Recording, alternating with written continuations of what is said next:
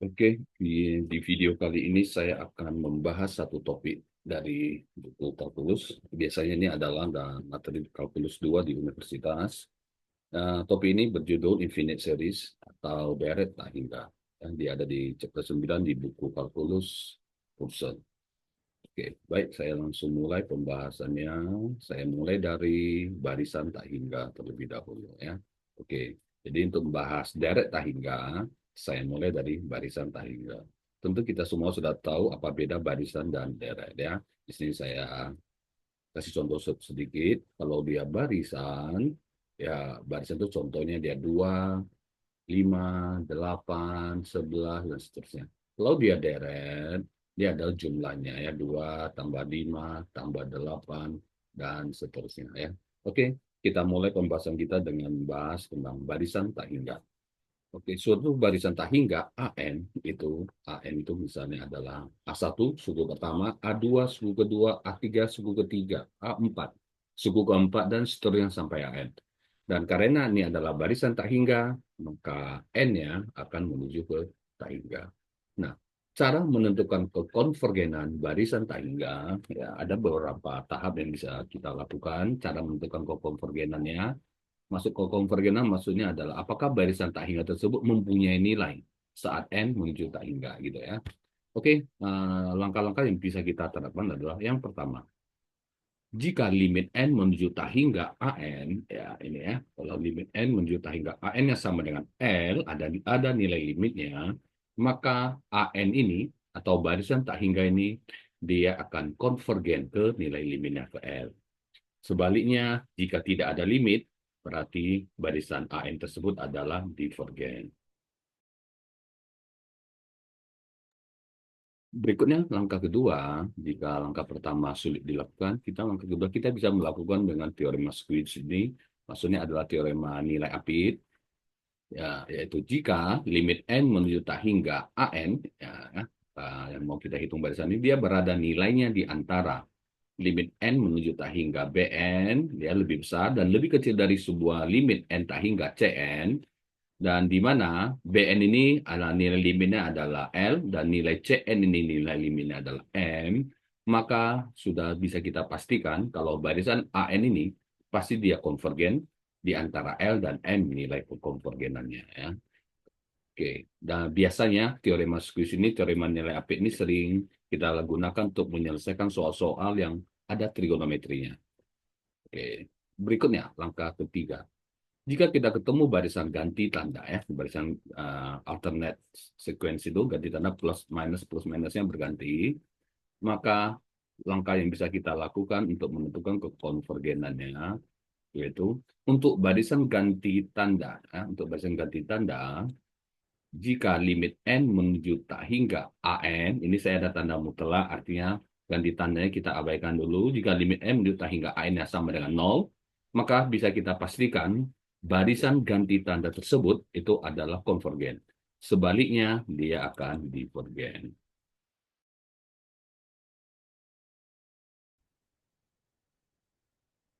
Berikutnya, untuk yang keempat.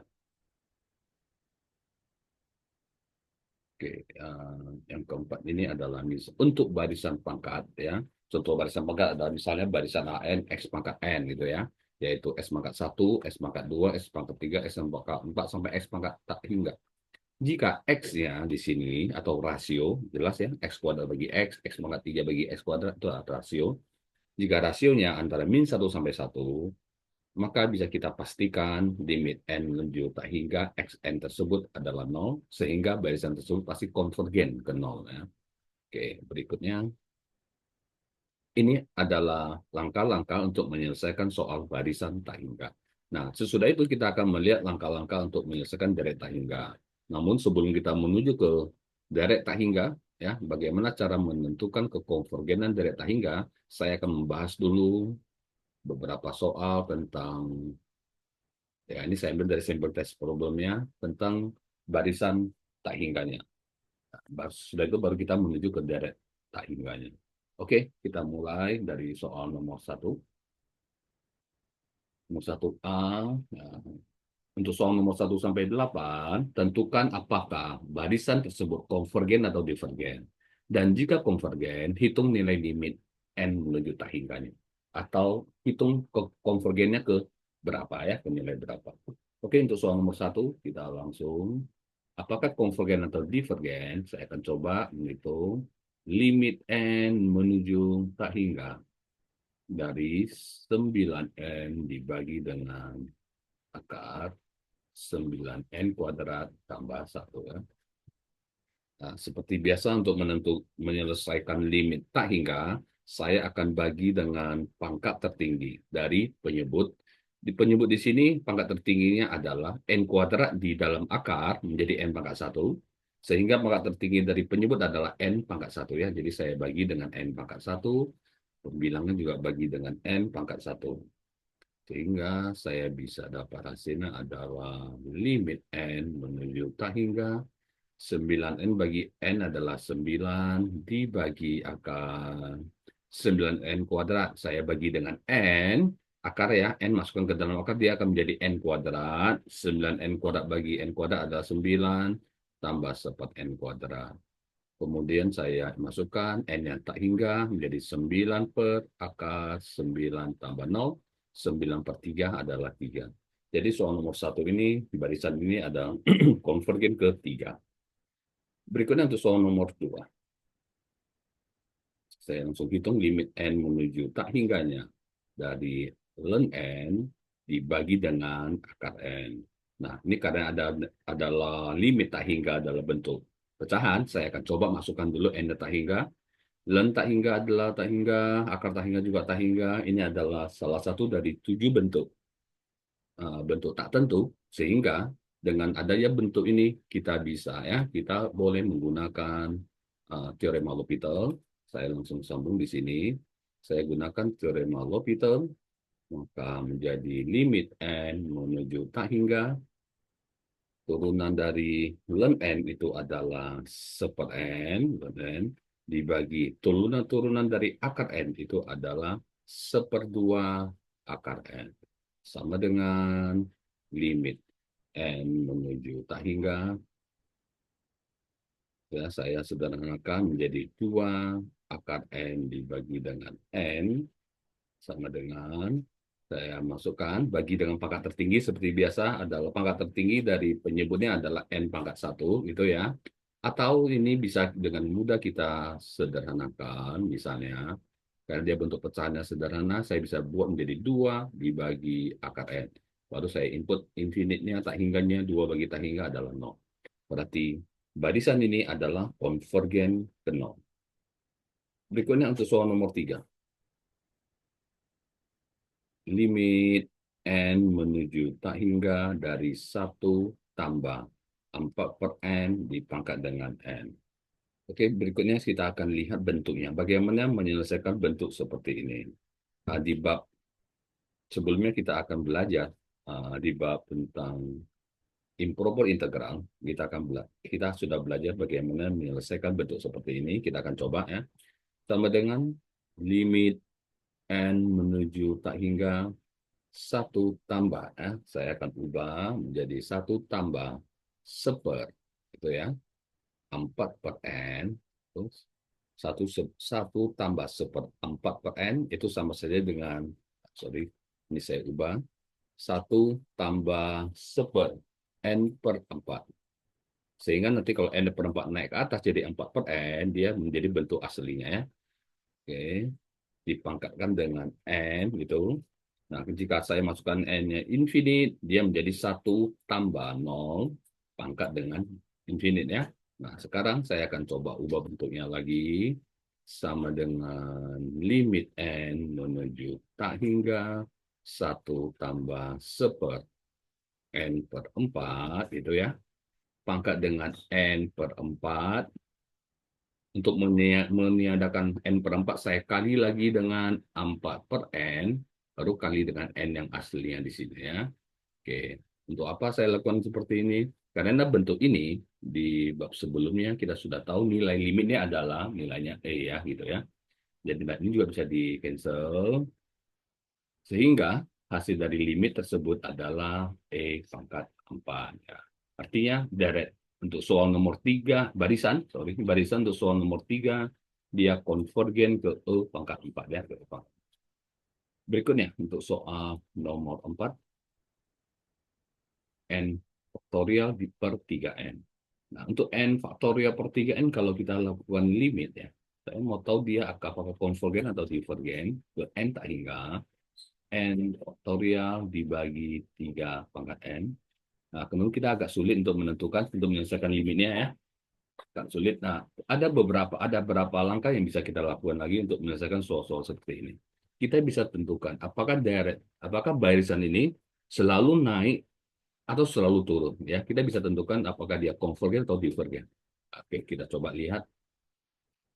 Saya coba bandingkan antara suku ke N tambah 1 dibagi suku ke N-nya ya, dari barisan tersebut. Kita lihat apakah dia membesar terus atau mengecil atau tetap ya, kita lihat.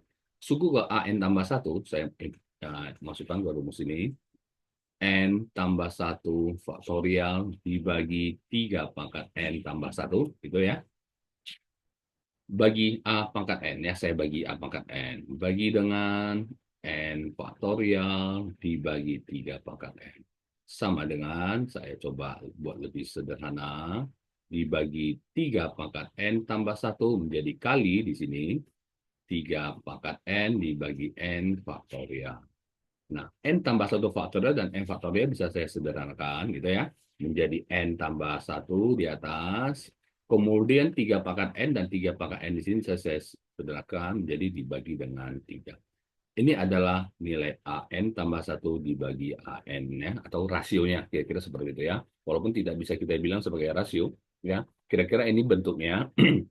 Jadi suku ke N tambah 1 dibandingkan dengan suku ke N, kita lihat apakah dia pasti membesar atau mengecil nilainya ya. N tambah 1/3, N tambah 1/3 ini akan selalu membesar nilainya. Karena 3 ini bawahnya adalah konstanta, sementara N-nya makin membesar ya. N mulai dari 1, 2, 3, 4. N tambah 1/3 ini dia akan selalu membesar nilainya untuk, ya, kan selalu membesar untuk N lebih besar dari 1. Ya, jadi kalau N-nya 1, dia jadi 2/3, N-nya 2, 3/3, N-nya 3, 4/3. Jadi dia akan selalu membesar untuk N bilangan real gitu ya. Untuk N lebih besar 0. Untuk N lebih besar dari 0, dia akan selalu membesar. Sehingga kita bisa pastikan kalau barisan ini adalah divergen. Kita bisa pastikan nilainya selalu membesar, maka dia akan menuju saat N-nya tak hingga, maka nilai limitnya pasti adalah tak hingga. Sehingga kita bisa simpulkan dia adalah divergen. Oke, berikutnya saya akan bahas soal nomor 5. Ya.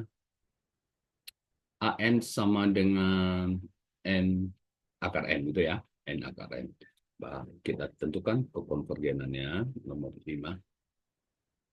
Limit N menuju tak hingga dari AN-nya adalah N akar N saya ubah jadi N pangkat seper N.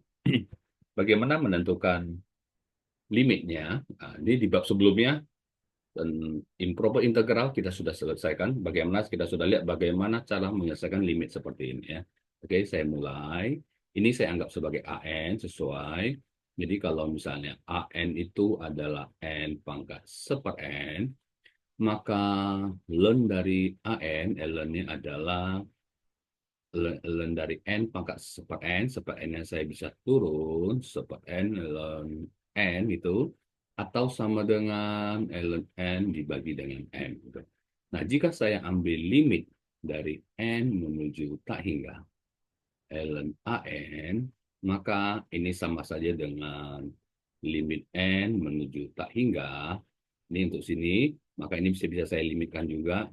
Jadi ln N dibagi dengan N. Nah, dengan saya coba masukkan N-nya, saya akan dapat dia tak hingga per tak hingga.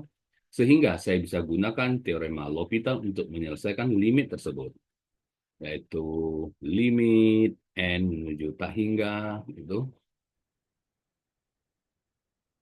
Saya gunakan teorema L'Hopital, ln N ini saya turunkan jadi seper N. N di bawah ini saya turunkan jadi 1 Fermat L'Hopital sehingga saya dapat hasilnya seper N.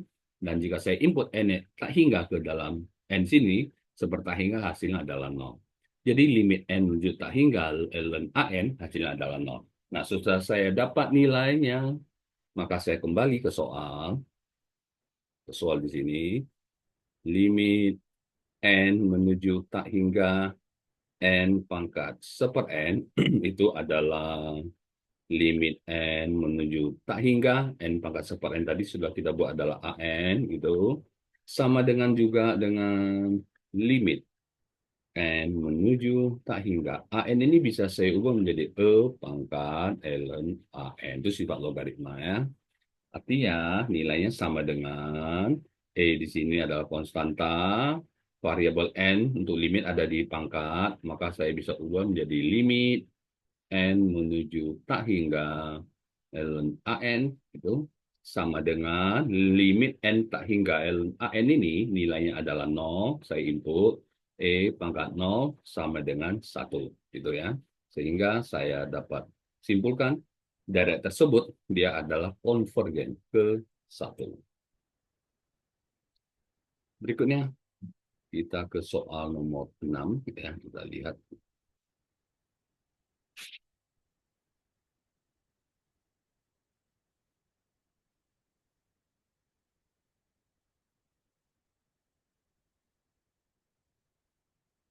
Sepertiga akar N tambah seper N akar 3. Kita coba. Limit N menuju tak hingga dari sepertiga akar N tambah seper N akar 3 ya. Oke. Sepertiga akar N tambah seper N akar 3 ya benar. Nah, apakah barisan tersebut konvergen atau divergen gitu ya. Nah, kita akan coba eh, dari 3 ini, kita lihat ini N pangkat sepertiga. Ini 3 pangkat seper N ya. Untuk deret ini, saya dengan mudah menunjukkan ya 3 pangkat seper N ya, atau saya hitung belajar terpisah limitnya misalnya. Saya hitung limit yang di sini dulu. Limit N menuju infinite tak hingga itu ya. Seper N akar 3 itu artinya 3 pangkat seper N. Sama saja dengan seper N-nya tak hingga, 3, 1 bagi tak hingga adalah 0, 3 pangkat 0 itu adalah 1.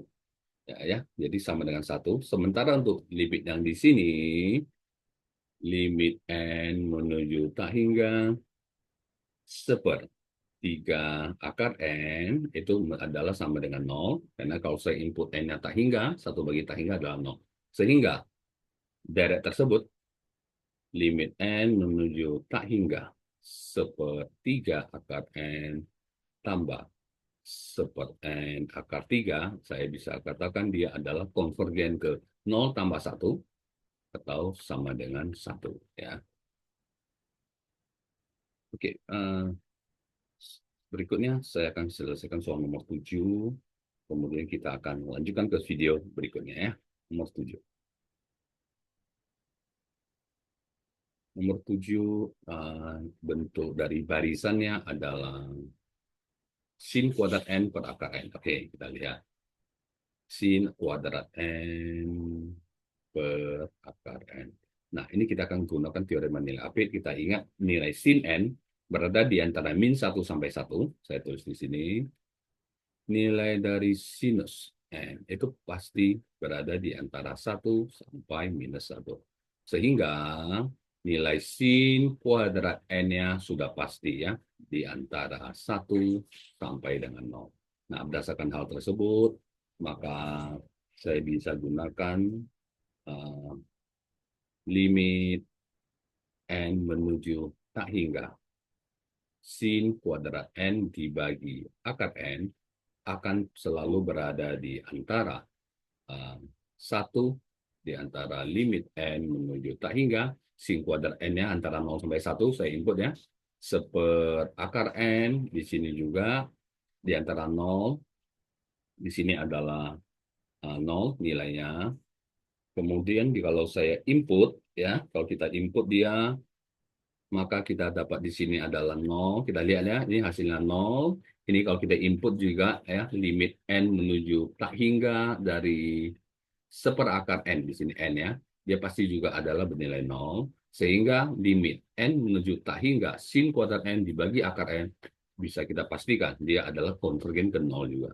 Karena nilainya berada di antara 0 dengan 0 ya, seperti itu. Oke, ini sampai soal nomor 7 kita bahas soal baris deret tak hingga tersebut.